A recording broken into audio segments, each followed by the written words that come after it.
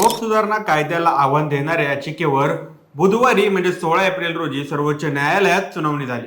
सरन्यायाधीश संजीव खन्ना यांच्या खंडपीठानं या प्रकरणात अनेक मतं नोंदवली आहेत. खंडपीठानं असं म्हणलं आहे की या कायद्याशी निगडीत काही कलमांबद्दल अंतरिम आदेश देण्याबाबत न्यायालय विचार करत आहे. त्याचबरोबर सर्वोच्च न्यायालयानं केंद्र सरकारला विचारलं की हिंदू समाजाच्या धार्मिक ट्रस्टमध्ये मुस्लिम किंवा बिगर हिंदू व्यक्तीला स्थान देण्याबद्दल सरकार विचार करत आहे का.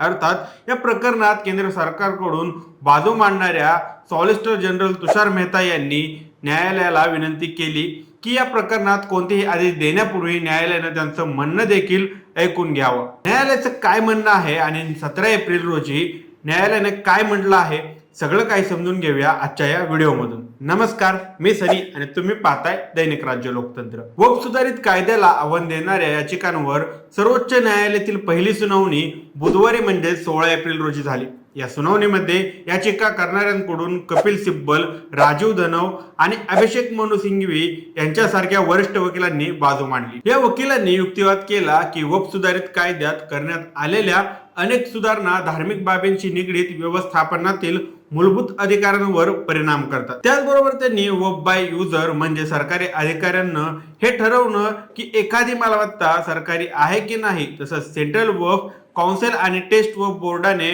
बिगर मुस्लिम सदस्यांचा समावेश करण्याच्या तरतुदींना आव्हान दिलं. तर केंद्र सरकारकडून बाजू मांडणाऱ्या सॉलिसिटर जनरल तुषार मेहता यांनी सुधारित कायद्याचा बचाव केला. त्यांनी युक्तिवाद केला की हे सर्वच मुद्दे संसदेत संयुक्त संसदीय समितीत म्हणजे JPC समोर झालेल्या चर्चेच्या वेळेस देखील उपस्थित करण्यात आले होते. त्यावर केंद्र सरकारनं विचार केला आहे. आता यावर सर्वोच्च न्यायालयाचं काय म्हणणं आहे? सर्वोच्च न्यायालयात या प्रकरणावरील सुनावणी गुरुवारी 17 एप्रिल रोजी झाली. यामध्ये सरकारने 7 दिवसाच्या वेळेची मागणी केली होती. ही मागणी सर्वोच्च न्यायालयाने मान्य केली आहे. मात्र आज सर्वोच्च न्यायालयाने अनेक निरीक्षणं नोंदवली आहेत. सरन्यायाधीश संजीव खन्ना यांचं खंडपीठ म्हणालं की या प्रकरणातील काही अंतरिम आदेश जारी करण्यावर ते विचार करत आहेत. न्यायालयाने ज्या मालमत्तांवर वक्फ मालमत्ता असं जाहीर केलं आहे त्यांना डेनिफाय केलं जाणार नाही. ज्या तरतुदीत म्हटलं आहे की जर एखादी मालमत्ता सरकारी मालमत्ता आहे की नाही याबद्दल वाद असेल तर तोपर्यंत संबंधित अधिकारी वादावर निर्णय घेत नाही तोपर्यंत त्या मालमत्तेला वक्फची मानलं जाऊ शकत नाही. त्या तरतुदीला मनाई करण्याचाही विचार केला जातो आहे. ज्या तरतुदीत असं म्हटलं आहे की वक्फ काउन्सिल आणि वक्फ बोर्डात 2 सदस्य बिगर मुस्लिम असते पाहिजेत त्यावर देखील मनाई लागू करण्याचा विचार न्यायालय करत आहे. त्याचबरोबर हा कायदा पास झाल्यानंतर झालेल्या हिंसाचाराचाही सरन्यायाधीश संजीव खन्ना यांनी निषेध केला आहे. ते म्हणाले की हिंसाचार होणं हे खूपच चिंताजनक आहे. सरन्यायाधीश खन्ना म्हणाले की त्यांना वाटतं की व्यवस्थेवर दबाव आणता येऊ शकतो. त्याचबरोबर ते असंही म्हणाले की कायद्यामधील सकारात्मक मुद्द्यांबद्दल देखील सांगितलं गेलं पाहिजे. सर्वोच्च न्यायालयाचं खंडपीठ म्हणाले की प्रतिवादी पक्षाकडील अनेक वकिलांचं म्हणणं ऐकण्यात आलेलं नाही. त्यामुळे 17 एप्रिल दुपारी 2 वाजता या प्रकरणावर पुन्हा सुनावणी पूर्ण झाली.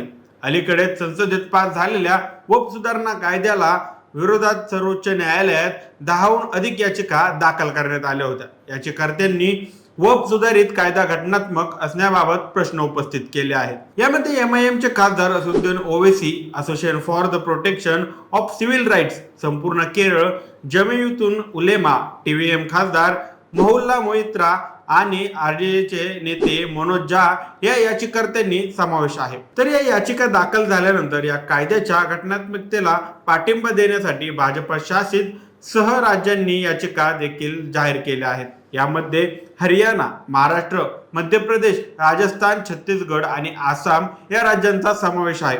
या सर्वच राज्यांनी वेगवेगळ्या याचिका दाखल करून हा कायदा रद्द झाल्यावर होणाऱ्या कायदेशीर परिणामांचा संदर्भ दिला आहे. अल्पसंख्याक मंत्रालयाकडून देण्यात आलेल्या आकडेवारीनुसार वक्फ बोर्डाकडे संपूर्ण भारतात जवळपास 8.7 लाख मालमत्ता आहे. त्यांचा सविस्तर जवळपास 9.4 लाख एकर जमिनीत झालेला आहे. या मालमत्ताचं एकूण मूल्य जवळपास 1.2 लाख कोटी रुपये असल्याचं सांगितलं जात आहे. आता या सुनावणीत पुढे काय होणार हे पाहणं महत्त्वाचं ठरणार आहे. सरकारला 7 दिवसाची वेळ देखील दिली आहे. आता याबद्दल तुमची काय मत आहेत आम्हाला कमेंट करून नक्की कळवा आणि जर राज्य लोकतंत्र चॅनलवर नवीन असाल तर चॅनलला नक्की सबस्क्राईब करा. धन्यवाद.